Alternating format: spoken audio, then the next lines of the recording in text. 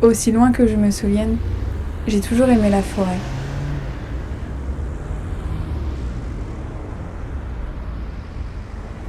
Ce qui s'en dégage me transporte beaucoup plus loin.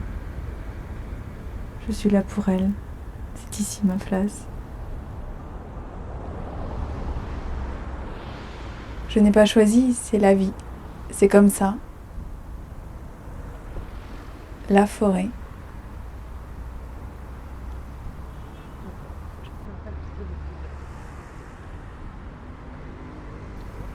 Parfois, je la regarde.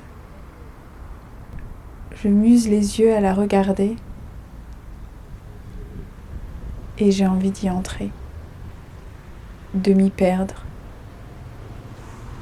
De ne plus en sortir. Jamais. Comme dans les rêves. Comme dans les contes. Les contes pour gamins, moi j'y croyais dur comme fer. Je leur demandais sans cesse. Je voyageais à l'intérieur. J'y créais mes images, mon univers. Ça me semblait tellement plus réel que le reste. Les princesses, les monstres, les filtres d'amour, les enchantements.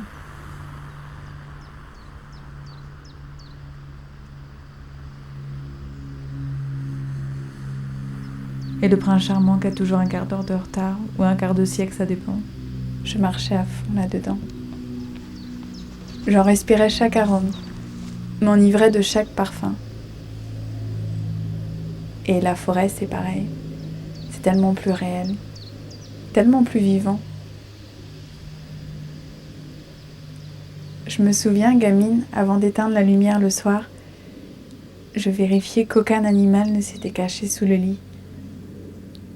Un lion, un crocodile, un gros serpent, ce genre d'animaux-là, le genre cruel, menaçant, le genre à qui on ne la fait pas.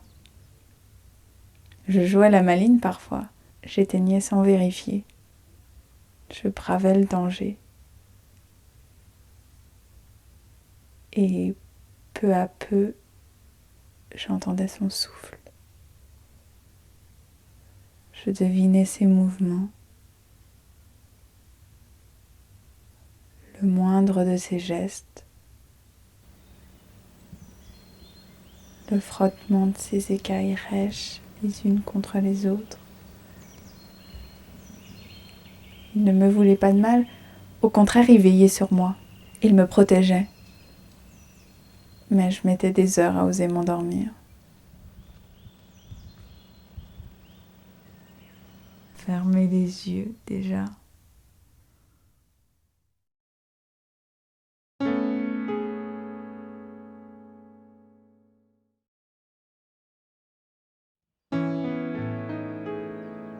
Le lendemain matin, ma mère me trouvait fatiguée. Elle me demandait si j'étais malade, si je me sentais bien. Elle voulait savoir ce qui se passait. Je pouvais rien lui expliquer. Alors je me lavais en vitesse, je déjeunais en silence, puis j'allais dans cette école où j'écoutais peu, où je m'étonnais moi encore. J'attendais la sonnerie de 16h45, la seule digne d'intérêt. Et pour abréger l'attente, je me mêlais aux autres gosses. Je jouais, je parlais. J'éclatais de rire. Bien sûr, j'allais où les adultes me le demandaient. Je connaissais déjà les vertus de la discrétion. Mais surtout, je m'ennuyais. J'attendais.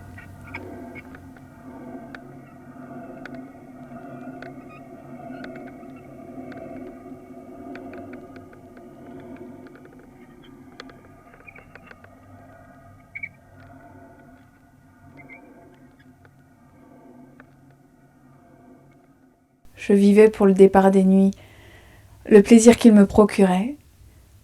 Et ce plaisir, je l'étirais au maximum. Je voulais en jouir pleinement. Depuis, j'ai grandi.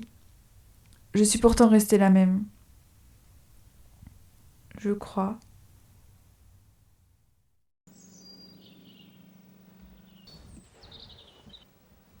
La forêt est mon allié, ma protectrice. Je peux passer des heures à la regarder, à rêver ma fuite, mon départ à venir, guetter ses odeurs, partager ses respirations, imaginer ce que serait ma vie là-bas. Les copines disent que je perds mon temps. Elles ne comprennent pas. Elles, ce qui les intéresse, ce sont les villes, les boutiques, les derniers potins du collège. Elle sort avec machin, il embrasse ses bidules. Il s'intéresse au cinéma et aux boîtes de nuit et aux derniers chanteurs à la mode et je sais pas quoi d'autre encore. Je veux pas le savoir. Elles comprennent rien. Comme maman avant qu'elle ne meure.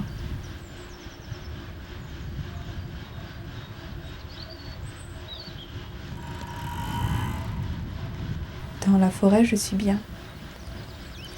Ici, je suis chez moi. Rien ne peut m'arriver. Rien de grave. Je connais les sentiers. Je connais les pierres. Je connais les cul-de-sac. Les effondrements et les pièges. L'emplacement des points d'eau. Je connais les refuges aussi.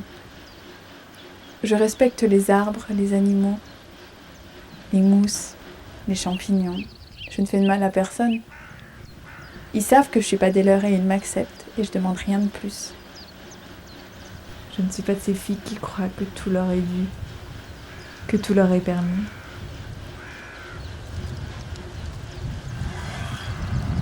Ici, j'ai appris la patience, l'humilité. Et je continue d'apprendre chaque jour, chaque nuit. Je n'en suis encore qu'aux prémices. Il me reste tant de chemin à parcourir.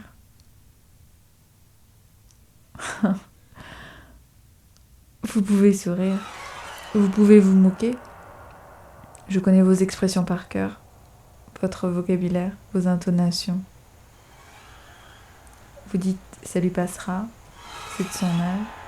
Vous dites « elle nous fait sa crise d'adolescence ». Vous dites « c'est juste une étape, chacun doit faire ses erreurs, c'est ainsi qu'on apprend ». Vous dites « rappelle-toi ». Et j'en oublie quelques centaines de la même eau. Vous dites « mais je ne vous écoute plus maintenant ».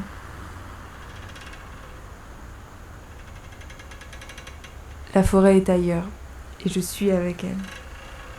Et ensemble nous rions de vos lieux communs, nous rions haut et fort. Haut et fort.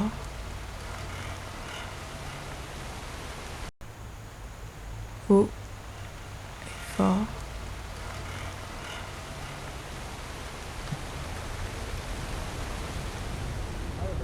Un jour, j'y entrerai pour de bon. Je la rejoindrai enfin. Je cesserai de faire semblant, de jouer la comédie, de simuler mon plaisir. Je leur dirai leurs 4 vérités à tous. Non, je ne dirai rien. C'est tout ce qu'ils méritent. Ils ne voient rien et ils se moquent. C'est tout de même étrange. Mais l'étrange, ils n'y croient pas non plus.